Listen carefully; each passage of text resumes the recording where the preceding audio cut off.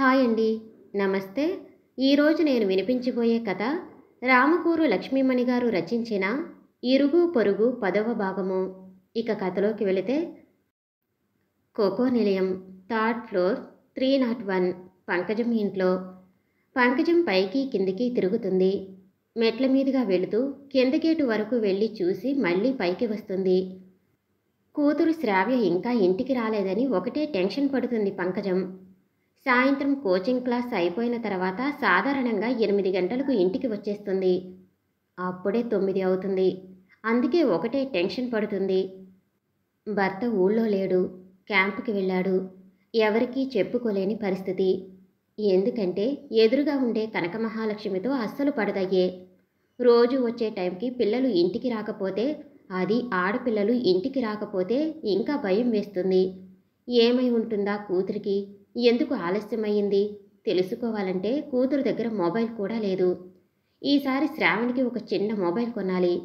అది దగ్గర పెట్టుకుంటే ఎప్పుడైనా ఇలాంటి పరిస్థితి వస్తే కనుక్కోవచ్చు. పోనీ ఆ కోచింగ్ ఇన్స్టిట్యూట్ వాళ్ళ నెంబర్కి కాల్ చేద్దామంటే వాళ్ళ నెంబర్ కూడా తన దగ్గర లేదు. ఎప్పుడూ టైంకి ఇంటికి వచ్చేసేది కూతురు. ఇవాళ ఒక్కరోజు ఇలా ఆలస్యమైంది.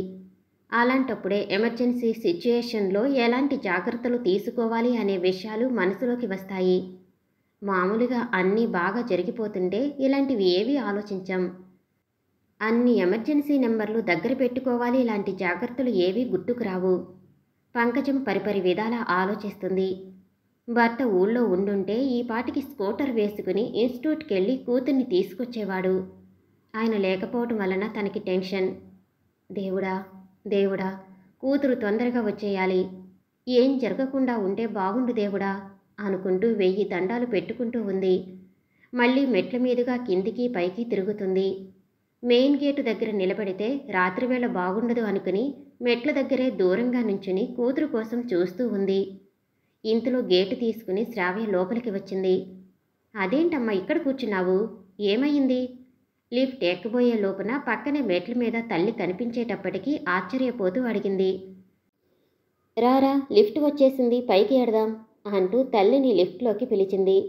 తల్లి కూతురు ఇద్దరూ 3వ ఫ్లోర్కి వచ్చిన తర్వాత ఇంట్లోకి వెళుతూనే పంకజం గైమని కూతురి మీద ఇంత ఎత్తున లేచింది.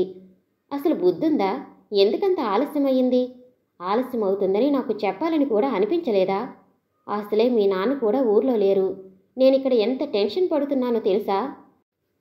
పైకి కిందికి కాళ్ళు అరిగిపోయేటట్లు తిరిగాను నీకోసం. ఒకటే కాళ్ళు నొప్పులుగా ఉన్నాయి. నువ్వేమో కూల్గా ఏం జరిగిందమ్మా అంటున్నావు. ఉండు ఉండు, ఆగు, నా మాట విన్ను చెప్తాను అంది శ్రావ్య తల్లి మాటలకు అడ్డు వస్తూ. ముందు ఒక మాట చెప్పు. నేను ఎలా చెప్పగలుగుతాను అనుకున్నావు? నా దగ్గర మొబైల్ లేదు, నీ దగ్గర కూడా మొబైల్ లేదు. మనకు ఉన్నదల్లా ల్యాండ్లైన్. ఒకసారి ఆ ల్యాండ్లైన్ చెక్ చేసుకో, అది పనిచేస్తుందో లేదో. ఊరికే నీకు టెన్షన్, కోపం, హడావిడి తప్పితే అసలు ఆలోచించవు ముందు వెనుక. ల్యాండ్లైన్కి ఫోన్ చేసి చెబుదామనుకున్నా కూడా అది పని చేయకపోతే ఎలా చెప్పమంటావు? ఆలోచించవు. అయ్యో, ల్యాండ్లైన్ డెడ్ అయ్యిందా? నేను చూసుకోనేలేదే. అవునమ్మా, ఆ ల్యాండ్లైన్ డెడ్ అయ్యిందంటే నాన్న కూడా తను ఎక్కడున్నది, ఎప్పుడు వచ్చేది, ఏ విషయం మనకు చెప్పలేరు. మీరేమో ఇంకా ల్యాండ్లైన్ నమ్ముకునే ఉన్నారు. ఒక మొబైల్ ఇంట్లో పెట్టుకుంటే ఈ బాధ ఉండదు కదా. నీకు అసలు నేను వెళ్ళే ఇన్స్టిట్యూట్ ఎక్కడో, వాళ్ళ ఫోన్ నెంబర్లు, వాళ్ళ పేర్లు ఏమీ తెలియదు. అలా ఫోన్ నెంబర్లు తెలియకపోతే నా గురించి నువ్వు ఎలా ఎంక్వైరీ చేయగలుగుతావు? నిజమేరా, నేను అడగలేను. కానీ నువ్వైనా చేస్తావు అనుకున్నా. ఎక్కడి నుంచి అయినా చేసి చెప్పొచ్చు కదా అని తిట్టుకున్నాను. అంతేకాని ల్యాండ్లైన్ అసలు పనిచేస్తుందో లేదో కూడా నేను చూడలేదు. అదే అమ్మా, వెనక ముందు ఆలోచన లేకుండా ఉండి ఎదుటి వాళ్ళని తిట్టడం ఒకటే నీకు తెలుసు. అంతేగాని నువ్వు నీ గురించి ఎప్పుడు నేను తప్పు చేస్తున్నానేమో అనుకోవు. అలా నా కోసం టెన్షన్ పడుతూ కిందికి మీదికి తిరిగే బదులు నేనే ఇన్స్టిట్యూట్కి వెడుతున్నాను అనేది తెలుసుకుని నాకు ఫోన్ చేయటానికి ట్రై చేసి ఉంటే బాగుండేది. తెలివైన తల్లులు చేసే పని అదే. నువ్వు మీ నాన్న నాకెప్పుడు ఏది చెప్పరు. అయినా సిటీ నిండా బోల్డన్ని కోచింగ్ సెంటర్లు ఉన్నాయి. నేను ఏ కోచింగ్ సెంటర్ పేరు తెలుసుకుని అక్కడికి ఫోన్ చేయమంటావు చెప్పు? పంకజంకి కూతురు తనదే తప్పు అన్నట్లు మాట్లాడుతుంటే ఇంకొంచెం కోపం పెరిగింది. అవునమ్మా, నిజమే, చాలా ఉన్నాయి. కానీ ఒక్కసారి మీ కూతురు ఏం చదువుతుంది, ఎక్కడికి వెళ్తుంది అనే విషయాలు తెలుసుకోవాలమ్మా. ఈ కాలంలో కూడా మీలాంటి అమ్మలు ఉన్నారంటే చాలా ఆశ్చర్యంగా ఉంది. ఇవాళ రేపు అమ్మలు చాలా స్మార్ట్గా ఉన్నారు. నువ్వేమో ఇలా ఉన్నావు. సీరియస్ మూడ్ నుంచి నార్మల్ చేయటానికి శ్రావ్య వాళ్ళ అమ్మ బొగ్గులు పట్టుకుని నొక్కింది. తల్లికి కోపం వస్తే కూల్ చేయటానికి శ్రావ్య అలా ప్రయత్నిస్తూ ఉంటుంది. అయినా అమ్మా, నువ్వు స్మార్ట్గా ఉండాలంటే ఒక స్మార్ట్ ఫోన్ నీ దగ్గర ఉండాల్సిందే. పోనీ కనీసం నార్మల్ ఫోన్ అయినా సరే పెట్టుకో. ఈసారి నాన్న క్యాంప్ నుండి వచ్చిన తర్వాత నేను చెప్తాను, నీకు ఫోన్ కొనిపిస్తాను, సరేనా? కూతురు మాటలకు కొంచెం చల్లబడింది పంకజం. నాకే కాదురా, నీకు కూడా ఒక ఫోన్ అవసరం. ఇలా రాత్రిపూట నువ్వు వస్తుంటే కొంచెం ఆలస్యమైనా నాకు టెన్షన్ లేకుండా ఉండాలంటే నీ చేతిలో ఫోన్ ఉంటే నాకు చెప్పేదానివి కదా. గంట నుంచి నేను టెన్షన్ పడుతున్నాను నువ్వు రావటం ఆలస్యమైందని. కానీ ఆలస్యానికి కారణం నువ్వు ఎలా చెప్తావు అనే విషయం నా బుర్రలోకి రాలేదు అసలు. మట్టి బుర్రరా నాది. అమ్మయ్య, ఇన్నాళ్ళకి ఒప్పుకున్నావమ్మా నీ గురించి. దూరంగా పరిగెడుతూ ఉన్న శ్రావణి పట్టుకుంది. నిన్ను అల్లరిగా ఇంకేదో అనబోతున్న శ్రావ్య చెవులు పిండింది పంకజం. అసలు ఇంటికి ఎందుకు ఆలస్యం అయిందో చెప్పు, ఆ సంగతి వదిలేసి ఇంకేవో మాట్లాడుతున్నావు అని అంతలోనే, సరేలే ముందు బట్టలు మార్చుకుని రా, అన్నం తింటూ మాట్లాడుకుందాం అంటూ డైనింగ్ టేబుల్ మీద కంచాలు మంచినీళ్లు పెడుతూ అంది పంకజం. ఒక 5 నిమిషాల్లో వచ్చేస్తాను అమ్మా, నాకు కూడా ఆకలి బాగా దంచేస్తుంది. కూతురు పాపం ఆకలితో ఉందేమో అని కూడా చూడకుండా రాంగానే నన్ను చెడమడ వాయించేశావు. నువ్వేం తక్కువ తిన్నావా? ఉపన్యాసాలు ఇచ్చావు కదా నా గురించి, నా తెలివితేటల గురించి. సరే రేపో తొందరగా బట్టలు మార్చుకొచ్చేసేయ్. అన్నం తింటుంటే మళ్ళీ అడిగింది పంకజం. అసలు మీ ఇన్స్టిట్యూట్ ఎంత దూరంలో ఉంది? దగ్గరేనమ్మా, మా ఇన్స్టిట్యూట్కి దగ్గరలోనే బస్ స్టాప్ ఉంది. బస్ వెంటనే దొరికితే 20 నిమిషాల ప్రయాణం. 7:30కి క్లాసెస్ అయిపోగానే 5 నిమిషాల్లో బస్ స్టాప్లో ఉంటాము. అందుకే మ్యాక్సిమం 8 కల్లా ఇంట్లో ఉంటాను. మరి ఇవాళ ఏం జరిగింది? బస్సు వెంటనే దొరకలేదా? క్లాస్ లేట్ అయిందా? అడిగింది కూతురు కంచంలో కూర వడ్డిస్తూ. వద్దమ్మా, ఇంకా కూర వద్దు, పెరిగేసుకుంటాను, కడుపు నిండిపోయింది. నీకు బెండకాయ వేపుడు ఇష్టమని మరి కొంచెం ఎక్కువ చేశాను, తిను. ఒత్త పెరుగు తిందువుగానిలే, కప్పులో వేసిస్తాను. సరే చెప్పు. మామూలుగానే క్లాస్ అయిపోగానే బస్టాండ్కి వచ్చి నుంచున్నాం. బస్ కోసం వెయిట్ చేస్తున్నాం. అక్కడ 3 అబ్బాయిలు మమ్మల్ని టీచ్ చేయడం మొదలుపెట్టారు. ఏమిటేమిటో కామెంట్స్ చేస్తున్నారు, ఏదేదో అంటున్నారు. ఈడ్చి 4 ఇచ్చుకోవాల్సింది. అలాంటి వెధవలకి అలాగే జరగాలి. అదే పని జరిగిందిలే అమ్మా. మేము వాళ్ళని వదలలేదు ఈరోజు. ఎందుకంటే వాళ్ళని మా బస్టాండ్లో వారం బట్టి చూస్తున్నాము. అలాగే వెకిలి వేషాలు వేస్తున్నారు. రాత్రిపూట కదా, అందులో బస్టాండ్లో ఎక్కువ మంది ఉండరు. ఆ టైంలో మేము ఆడపిల్లలు 3 ఉన్నాము. మన ఈ రూట్లో వచ్చేవాళ్ళం. వాళ్ళు గమనిస్తున్నట్టున్నారు. అందుకే మమ్మల్ని సతాయిస్తున్నారు వారం బట్టి. శ్రావ్య తినటం అయిపోయిన తర్వాత కంచాలు తీసుకెళ్లి సింక్లో వేస్తూ అంది. అలాంటి రౌడీ మూగల ఆట కట్టించాలి. ఆడపిల్లలు ఒంటరిగా ఉన్నారంటే దరిద్రులు అలాగే పెట్టరెక్కిపోతారు. ఆ అబ్బాయిల మీద కోపం అంతా గిన్నెల మీద చూపిస్తూ అంది పంకజం. అలా వాళ్ళ ఆట కట్టించటానికి మేము ఈరోజు షీ టీంకి ఫోన్ చేశాము. షీ టీం అంటే ఏమిటి? వాళ్ళు కూడా పోలీసులే అమ్మా.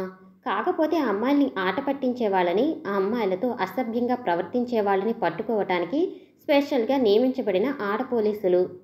వాళ్ళని పిలవాలంటే స్పెషల్గా ఒక నెంబర్ ఉంటుంది. ఆ నెంబర్కి కాల్ చేస్తే వాళ్ళకి మనం ఎక్కడి నుంచి కాల్ చేస్తున్నామో కూడా తెలిసిపోతుంది. వెంటనే అక్కడికి వచ్చేస్తారు. అక్కడ ఆల్రెడీ ఉన్న ఈవ్ టీచర్స్ని చూస్తారు, విషయం గమనిస్తారు. కాసేపు అబ్జర్వ్ చేసి వెంటనే వాళ్ళని పట్టుకెళ్ళి జైల్లో పడేస్తారు. లేదా పోలీస్ స్టేషన్లో బాగా ఉతికి వార్నింగ్ ఇచ్చి పంపిస్తారు. అలా తిక్కు కుదరాల్సిందే అలాంటి వెధవలకి. వంటింట్లో సర్దటం అయిపోయిన తర్వాత లైట్ ఆపేస్తూ అంది పంకజం. నువ్వు నీ ఫ్రెండ్స్ మంచి ఆలోచన చేశారు. లేకపోతే వాళ్ళు అలా మిమ్మల్ని రోజు సతాయిస్తూనే ఉండేవారు కదా. అవునమ్మా, నా ఫ్రెండ్ శాంతి దగ్గర స్మార్ట్ ఫోన్ ఉంది. అందులో ఫోన్ నంబర్స్, యాప్స్ చాలా ఉన్నాయి.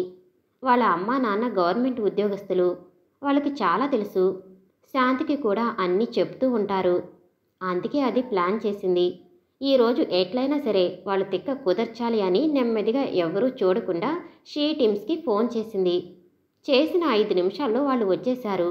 వాళ్ళని కొట్టుకుంటూ పోలీస్ వ్యాన్ ఎక్కించుకుని తీసుకెళ్లారు. అక్కడ వాళ్ళకి లాఠీలతో బాగా పెళ్లి చేసే ఉంటారులే. అవును, చేసే ఉంటారు. ఈ గందరగోళంలో మాకు బస్ మిస్ అయింది. మళ్ళీ వచ్చే బస్ కోసం వెయిట్ చేశాము.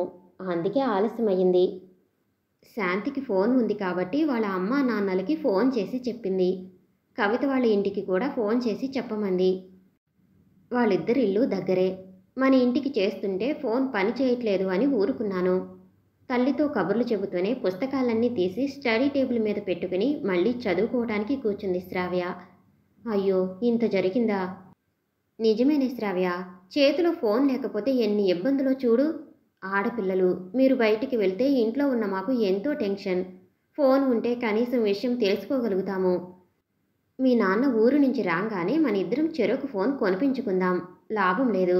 ఇలా ఈ ల్యాండ్లైన్ ఫోన్ని నమ్ముకుంటే ఇలాగే అవుతుంది. సరేలే, చదువుకుంటావా ఇంకాను? అవునమ్మా, టెస్ట్ పేపర్లు సాల్వ్ చేసే పని ఉంది. అది అయిపోయిన తర్వాత నిద్రపోతాను. నువ్వు పడుకోలే వెళ్ళి. కూతురు చదువుకుంటుంటే తలుపు దగ్గరగా వేసి లైట్లన్నీ ఆపేసి తను కూడా పడుకోవటానికి బెడ్రూంలోకి వెళ్ళింది. శ్రావ్య వాళ్ళ అమ్మతో ఆ రోజు జరిగిన సంఘటనలో ఒక్క విషయాన్ని మాత్రం చెప్పకుండా దాచిపెట్టింది. శ్రావ్య తన రూమ్లో కూర్చుని టెస్ట్ పేపర్లు సాల్వ్ చేసుకుంటూ ఉంది. ఇంకా చాలా వర్క్ ఉంది. నిద్రొస్తుంది కానీ ఆపుకుని కూర్చుంది. ఎట్లయినా సరే కంప్లీట్ చేయాలి. పెండింగ్లో పెట్టుకుంటే రేపటికి ఇంకా ఎక్కువైపోతాయి అనే ఉద్దేశంతో ఒక్కసారి లేచి ఫ్రిడ్జ్లోంచి నీళ్లు తీసుకుని తాగింది. హాయిగా అనిపించింది. చల్లనీళ్లతో ముఖం కడుక్కుంది. తల్లి అప్పటికే మంచి నిద్రలోకి వెళ్ళిపోయింది. బయట ఏదో సౌండ్ వినిపించినట్టుగా అనిపించింది. అక్కడే కాసేపు నిలబడింది హాల్లో. ఎదురుగుండా ఇంటి ముందు ఎవరో వచ్చినట్టుగా అనిపించింది. ఇంట్లోంచి వచ్చి ఎవరో తలుపు తెరిచారు. వాళ్ళ అమ్మాయి ఉంటుంది. ఆ మహానుభావుడు ఇప్పుడు వచ్చి ఉంటాడు. ఏంట్రా, ఇప్పటి వరకు ఎక్కడ చచ్చావు? ఆ దెబ్బలు ఏంటి? ఇంత రాత్రి వరకు ఎక్కడ ఊరేగి వస్తున్నావు? చదువు సంధ్య లేకుండా. సిగ్గులేదురా నీకు ఎన్నిసార్లు చెప్పినా అర్ధరాత్రి తిరుగుళ్ళు మానేయమని? చెప్పానా లేదా? గట్టిగా అరుస్తుంది లోపల నుంచి కనకలక్ష్మి ఆంటీ. శ్రావ్యకి అర్థమైంది. ఆ దరిద్రుడు ఇంటికి వచ్చినట్టున్నాడు ఇప్పుడే. పోలీసులు బాగా ఉతికి పంపించినట్టున్నారు. వాళ్ళ అమ్మ అడిగితే ఏం చెప్పాడో? ఏముంది, అబద్ధం ఆడుంటాడు. ఎక్కడో పడ్డాను, దెబ్బలు తగిలాయి అని. అంతేగాని పోలీసులు పట్టుకుని చావగొట్టారని మాత్రం చెప్పరు కదా. శ్రావ్య వాడికి తగిన శాస్తి జరిగిందిలే అని మనసులోనే తిట్టుకుంది.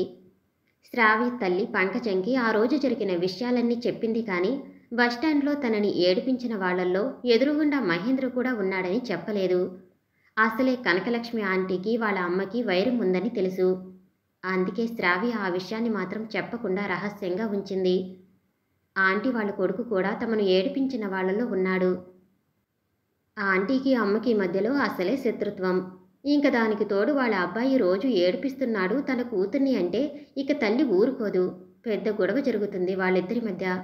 అది ఎలాంటి పరిస్థితులకు దారి తీస్తుందో కూడా చెప్పలేం. ఈ ప్రాబ్లంని పెద్దవాళ్ల వరకు తీసుకెళ్లకుండా తామే ఎట్లా అయినా సాల్వ్ చేసుకోవాలి అనుకుంది శ్రావ్య. మహేంద్ర మొదటి నుంచి అల్లరి చిల్లరగా తిరుగుతూ ఉన్నాడు. ఫ్రెండ్స్ కూడా మంచివాళ్ళు లేరు. చదువు మీద శ్రద్ధ లేని వాళ్ళు, డింకీలు కొడుతూ పాస్ అయ్యేవాళ్లే వాడి ఫ్రెండ్స్. మహేంద్ర తమ్ముడు అవినాష్ మాత్రం చాలా బుద్ధిమంతుడు. ఇంటర్మీడియట్ ఫస్ట్ ఇయర్లో ఉన్నాడు. వాడి చదివేదో, వాడి ధోరణి ఏదో వాడిది. పెద్దవాడు మహేంద్ర మాత్రం అసలు ఏమాత్రం భయం లేకుండా పెరుగుతున్నాడు. ఇంటర్మీడియట్ ఎలాగో పాస్ అయ్యి ఇంజనీరింగ్ లాంటివి చదవటం వాడి వల్ల కాదని ఓ డిగ్రీ కాలేజీలో చేరాడు. ఇష్టమైన రోజు కాలేజీకి వెడతాడు. లేని రోజు ఫ్రెండ్స్తో అక్కడ ఇక్కడ తిరుగుతూ కాలేజ్ అయ్యే టైంకి బస్ స్టాప్లో నిలబడి ఆ అమ్మాయిల మీద కామెంట్ చేయటం, వెకిలి నవ్వులు నవ్వటం లాంటివి చేస్తూ రోడ్ల మీదే గడుపుతూ ఏ రాత్రికో ఇంటికి వస్తూ ఉంటాడు. తండ్రి చాలా ప్రయత్నించాడు వాడిని దారిలో పెట్టడానికి. తిట్టినప్పుడు బుద్ధిగా వింటాడు. ఓ 2 రోజులు ఎక్కడికి వెళ్లకుండా ఉంటాడు. కానీ ఆ తర్వాత షరా మామూలే. ఇక తల్లి అయితే తిడుతూనే ఉంటుంది. బయట నుంచి ఏ శబ్దాలు రాలేదు. ఇంకా శ్రావ్య తన బెడ్రూంలోకి వెళ్ళింది. ఇక ఆ రోజుకి పుస్తకాలు మూసింది. పొద్దున్నే లేచి చదువుకోవచ్చని పడుకుంది. కానీ మనసులో ఎన్నో ఆలోచనలు వస్తున్నాయి. పోలీసులకి పట్టించామని కోపం పెట్టుకుని రేపటి నుంచి ఆ మహేంద్ర బృందం ఎలా బిహేవ్ చేస్తారా, ఇంకేమన్నా రచ్చ చేస్తారా లాంటి ఆలోచనలన్నీ చుట్టుముట్టాయి. ఏమైనా సరే ఈ పరిస్థితిని ఎదుర్కోవాలి అనిపించింది శ్రావ్యకి.